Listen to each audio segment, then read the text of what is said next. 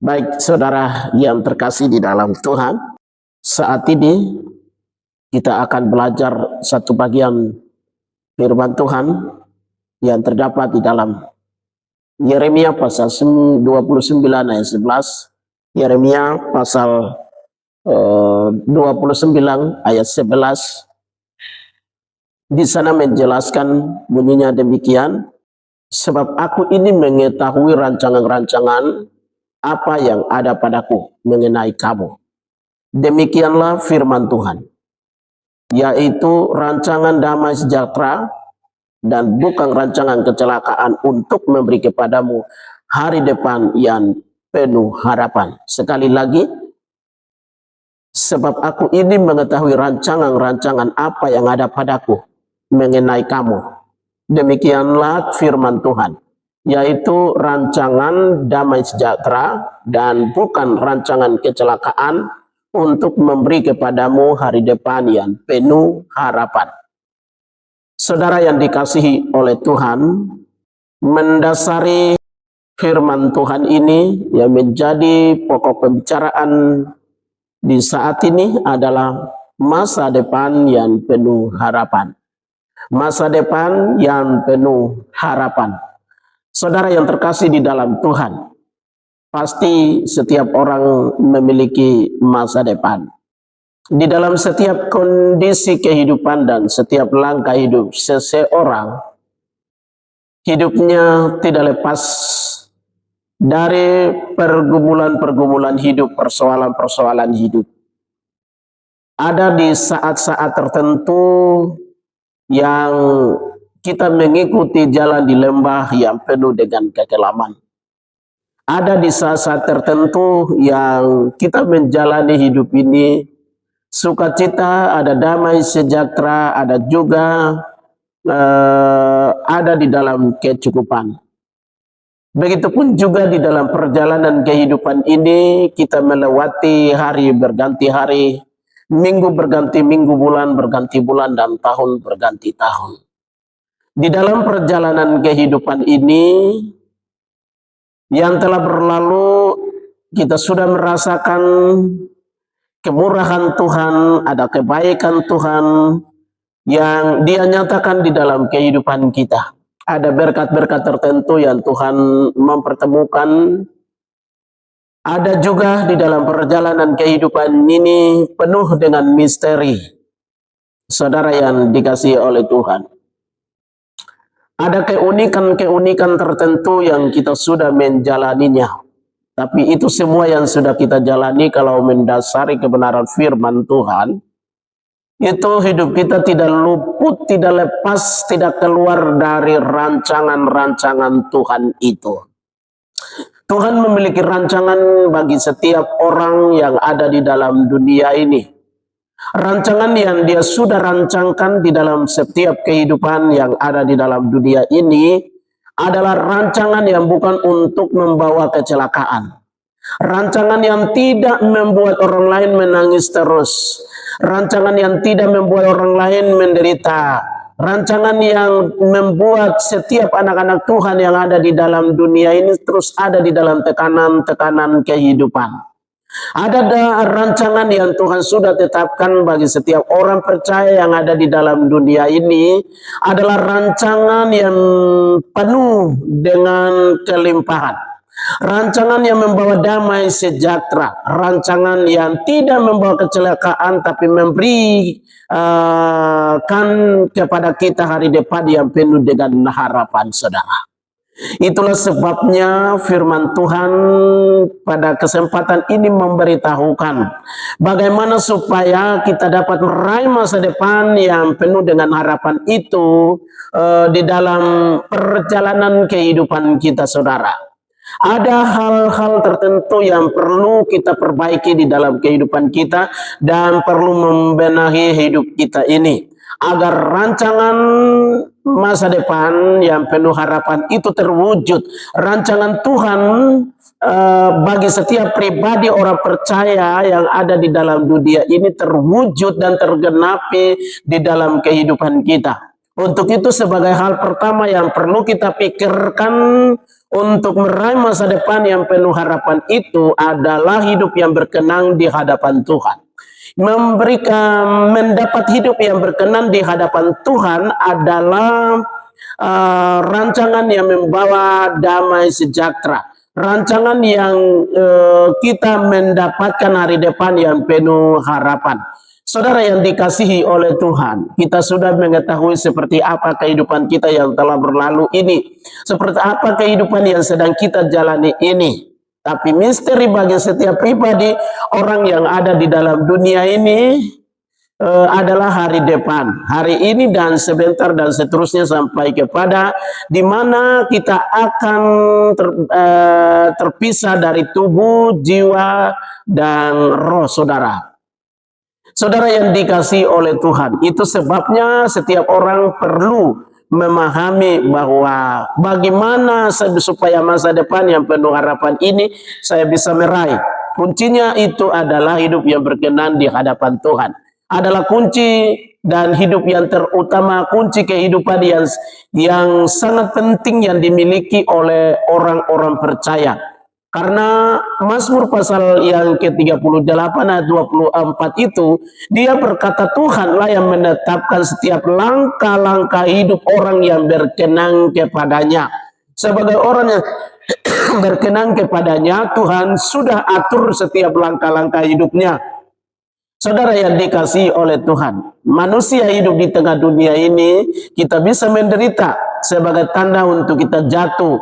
Sebagai orang percaya yang ada di dalam dunia ini, manusia, hidup kita bisa lelah, kita bisa letih, kita bisa menderita, kita bisa lapar, kita bisa menghadapi kesibukan tertentu. Kita juga bisa menghadapi masalah dan persoalan pergumulan tertentu. Di tengah kehidupan seperti ini, saudara sekalian terkasih di dalam Tuhan, yang sangat penting bagi setiap orang percaya itu adalah setiap langkah demi langkah setiap orang yang berkenan di hadapan Tuhan adalah langkah yang sudah diatur, ditata oleh Tuhan Allah sendiri.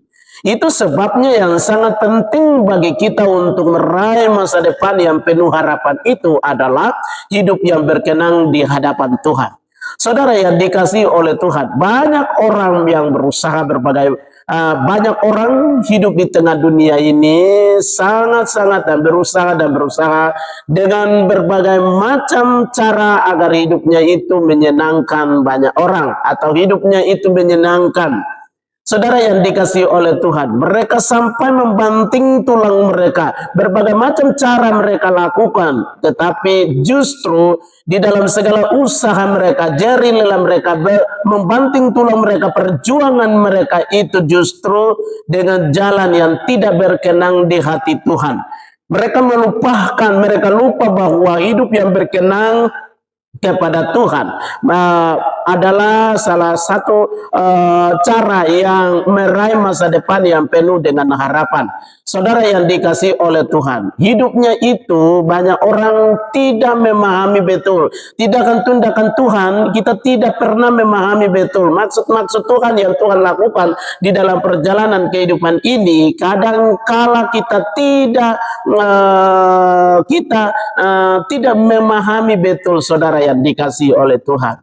Itu sebabnya hidup yang berkenan di hati Tuhan itu adalah hidup yang memuliakan, Kita makan atau kita minum atau kita melakukan sesuatu, lakukan semua itu untuk hormat dan kemuliaan bagi nama Tuhan. Kenapa? Karena setiap pribadi orang percaya yang ada di dalam dunia, setiap umat manusia dalam setiap langkah hidupnya itu sudah diatur, ditata, dirancang oleh Tuhan Allah sendiri dengan hidup yang begitu rupa.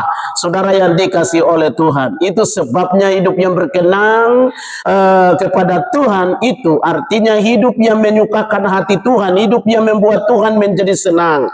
Saudara yang dikasihi oleh Tuhan, itulah sebabnya bagaimana caranya supaya kita tinggalkan segala kebiasaan-kebiasaan yang buruk dan membawa diri ke yang kebiasaan-kebiasaan buruk yang membawa diri kepada dosa dan pelanggaran, itu saudara yang dikasihi oleh Tuhan, kita tidak perlu berusaha menyenangkan hati manusia agar kita dapat diterima, diyakini, ditertawai, dihormati oleh dunia ini. Tapi saudara yang dikasihi oleh Tuhan, biarlah kita berusaha untuk kita menyukahkan hati Tuhan. Bagaimana supaya Tuhan berkenan dengan apa yang saya buat? Bagaimana supaya Tuhan berkenan dengan apa yang saya pikirkan? Bagaimana supaya Tuhan berkenan dengan apa yang saya bertindak atau melakukan sesuatu yang saya lakukan? Saudara yang dikasihi oleh Tuhan, itu sebabnya rancangan-rancangan Tuhan yang damai sejahtera itu akan tergenapi apabila kita hidup yang berkenan di hadapan Tuhan. Ini hal pertama.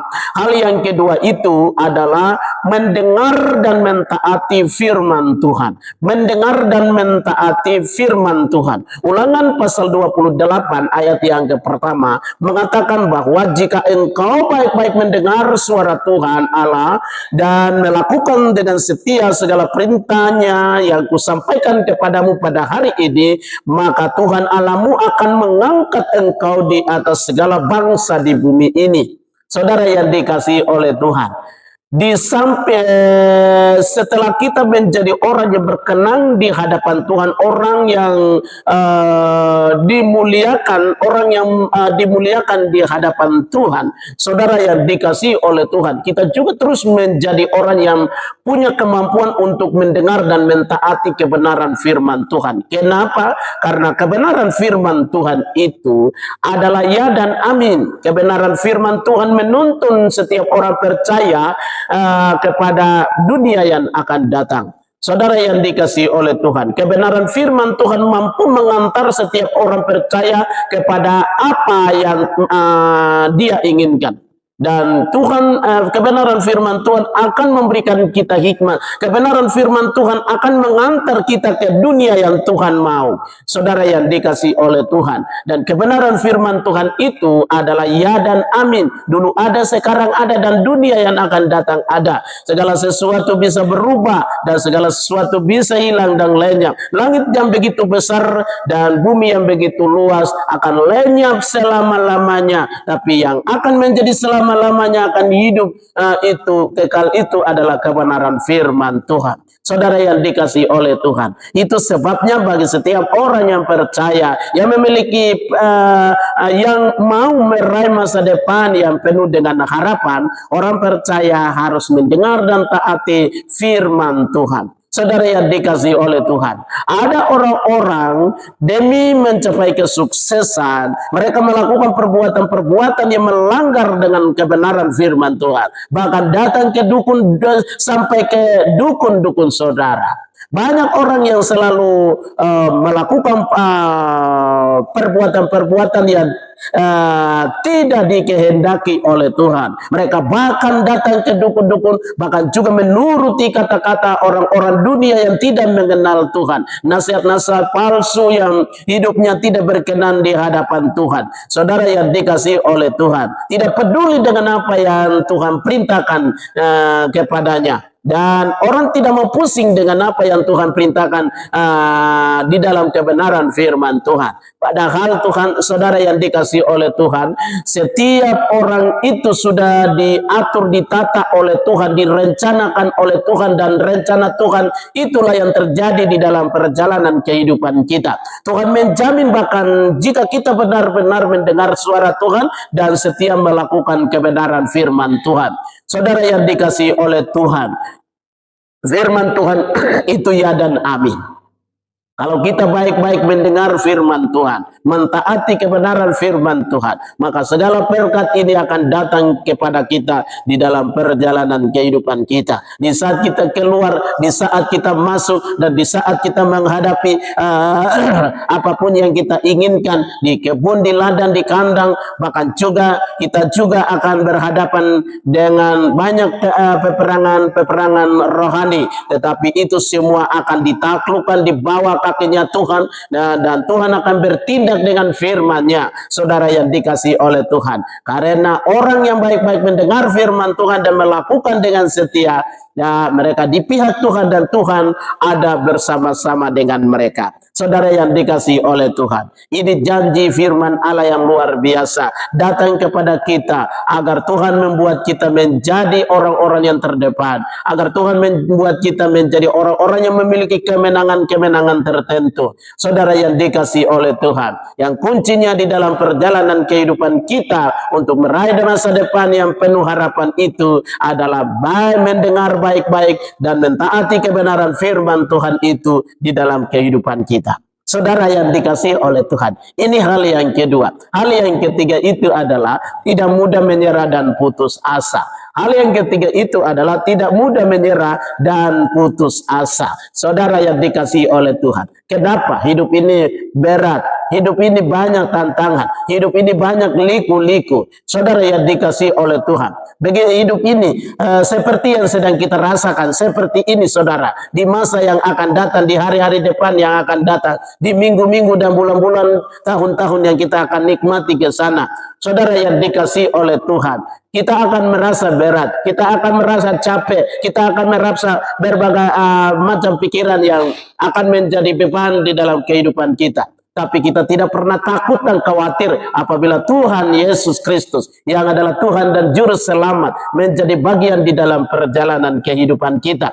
Itu sebabnya kebenaran firman Tuhan yang datang kepada kita tidak mudah menyerah dan putus asa apapun yang terjadi di dalam kehidupan kita. Hidup ini banyak tantangan saudara. Hidup ini banyak penderitaan saudara. Ada kesibukan ini, kesibukan itu saudara. Ada juga berbagai macam impian kita tidak akan kita tercapai. Dan banyak sekali persoalan-persoalan. Ada hambatan, ada saingan-saingan tertentu yang kita bisa dapati di sana. Tapi bagi orang yang percaya, tidak mudah untuk menyerah dan putus asa. Adalah satu-satunya jalan untuk kita meraih masa depan yang penuh harapan. Saudara yang dikasihi oleh Tuhan, salah satu kendala di dalam kesuksesan itu adalah kemalasan. Jangan sampai kita malas menghadapi persoalan. Jangan sampai kita malas menghadapi hubungan dengan Tuhan. Jangan sampai kita malas, mudah putus asa memperjuangkan apa yang sedang kita perjuangkan. Hidup ini perjuangan saudara. Hidup ini perjuangan saudara. Bahkan sampai keselamatan saudara. Orang akan memperoleh keselamatan yang kekal. Itu hasil perjuangan setiap pribadi orang percaya. Tanpa ada perjuangan, orang percaya tidak akan menerima keselamatan yang kekal. Tanpa ada perjuangan, orang tidak akan mendapat apa yang dia inginkan. Itu sebabnya tidak mudah menyerah. Dan jangan putus asa untuk memperoleh sesuatu yang kita dapati. Saudara yang dikasihi oleh Tuhan, di dalam perjuangan itu Tuhan akan menyatakan kemuliaannya. Di dalam perjuangan itu Tuhan akan menyatakan berkat-Nya. Di dalam perjuangan kita Tuhan akan menyatakan segala kemuliaan, kebesaran dan keagungan akan Tuhan. Saudara yang dikasihi oleh Tuhan, Tuhan sudah menjanjikan masa depan yang penuh harapan. Bagiannya kita adalah mengikuti Dia, mengikuti segala rencananya dan berkarya serta mempersiapkan diri dengan baik-baik. Kita juga tidak mudah untuk menghadapi kehidupan ini saudara. Bagiannya orang percaya itu saudara, mempersiapkan diri dengan baik-baik, mengikuti jalan-jalan Tuhan. Dan apa maksud Tuhan itu kita pahami dalam hidup kita, agar masa depan itu Tuhan memberikan kepada kita. Saudara yang dikasihi oleh Tuhan, masa depan yang penuh harapan bukanlah sekedar impian, tetapi akan menjadi kenyataan saudara. Sekali lagi, masa depan yang penuh harapan itu bukanlah sekedar impian saudara, tetapi akan menjadi kenyataan. Karena itu marilah meraih masa depan yang penuh harapan dengan hidup yang berkenan di hadapan Tuhan. Jangan kompromi dengan dosa dan segala dosa yang ada di dalam dunia ini saudara.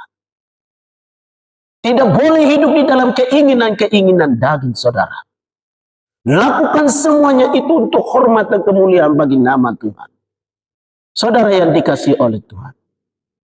Dan kita selalu mendengar dan melakukan kebenaran firman Tuhan itu setiap saat. Maka segala berkat rohani yang berlimpah-limpah, segala berkat rohani yang berkat jasmani yang berlimpah-limpah akan dicurahkan di dalam kehidupan kita. Dan kita menjadi agen pembaharu. Kita menjadi orang-orang yang memiliki masa depan yang penuh dengan harapan. Saudara yang dikasihi oleh Tuhan. Ini kebenaran firman Tuhan yang datang kepada kita. Masa depan penuh harapan. Tuhan Yesus memberkati kita sekalian. Shalom.